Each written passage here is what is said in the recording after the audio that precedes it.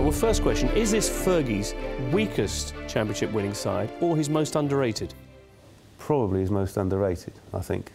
I think he's got enough people, enough players in the squad, but not enough stars, so to speak. He had to bring in one more star, which was Van Persie, at the end of last season after losing out to City. And it was the final piece in the jigsaw that he needed. And they've won it at a canter without performing consistently well, as we hoped United would perform with the players that they've got. But, I mean, to win it before 4 games to go is quite, you know, it's a great achievement for him. I think it's one of the strongest squads. I don't know whether it's the strongest 11, but in terms of, you've got squad players who can come in and look great. You've got people like Hernandez on the bench, who's so dangerous, wins your key games, and you know, players like Phil Jones just come. If you look at the centre backs, Vidic and Ferdinand have been great when they played together, but then Jones and Evans have been. These are great players. They're fantastic. They're just the general technical ability of United when they're playing as a team is great, but the rest of the league has been rubbish, and City have been appalling. I mean, City have been. It's like they didn't show up till the last month or so. It's crazy. I think this is Ferguson's greatest achievement this year. I think when you look at their midfield, especially when you compare their midfield now to the midfield in 1999, none of them would get near the squad, let alone the first team, and they've won the league by an absolute mile. They've absolutely cruised it. They've got no star players. They've relied on Van Persie's goals. Every good team relies on 1 or 2 good players. But I don't know how he's done it. After turning it around last year, when you look at the money Man City have spent, everyone thought they were going to go on a roll and dominate English football for a few years. They haven't done it, and Ferguson's a genius, absolute genius. I think the Balotelli situation hurt City loads. I think Mancini tried to deal with him, and Balotelli's one of those guys who he does win you big games. He imposes his personality. He helped turn United over last year. He's just dangerous, and they've lacked that element of danger really, City, this season. And also he's good for a laugh as well, isn't he? Just have him around as long as possible. I mean, I miss him. Do you know what I mean? I miss the antics. This is an interesting parallel as well between the way Ferguson's handled the Rooney situation, all the fallout from his exclusion from the Champions League, and the way that things have been going on at Man City, and perhaps that's a key to why one team has been successful this year and the other one's been completely. Yeah, I mean, Mancini does moan a little bit, doesn't he? His body language gets a bit negative, and that has to impact on the players a bit.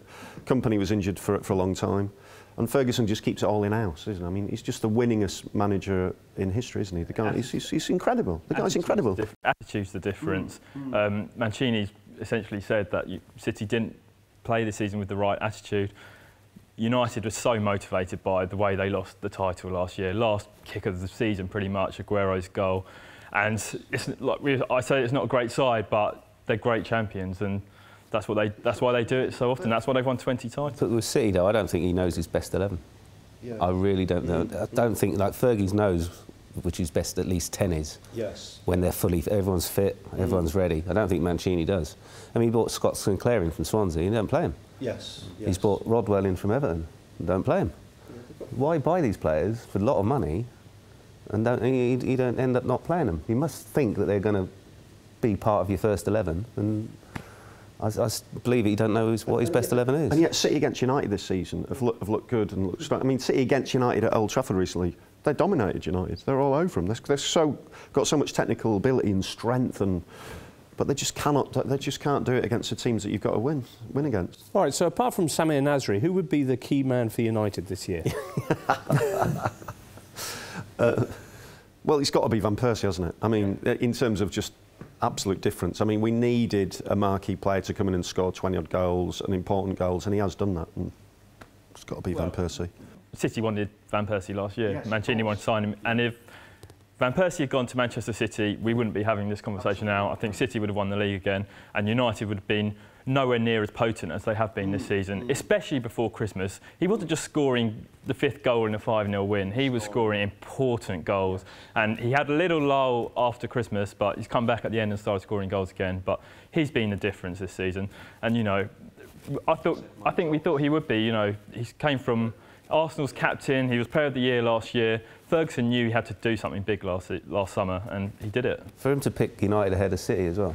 I mean, the City were offering him far more money than United were going to. It was his inner child, the inner child. He knew that he was going to win things consistently to the end of his career. RVP, the MVP then. An underrated player, one who perhaps hasn't been singled out? The player I think has been most important to United this season has been Rio Ferdinand. When you look back to the first few months of the season, United were worryingly conceding a lot of early goals, first goals in games, almost on a weekly basis. They had Man Utd, their captain, injured. They've got young players in the squad like Phil Jones, like Raphael, and Rio has been absolutely huge this season.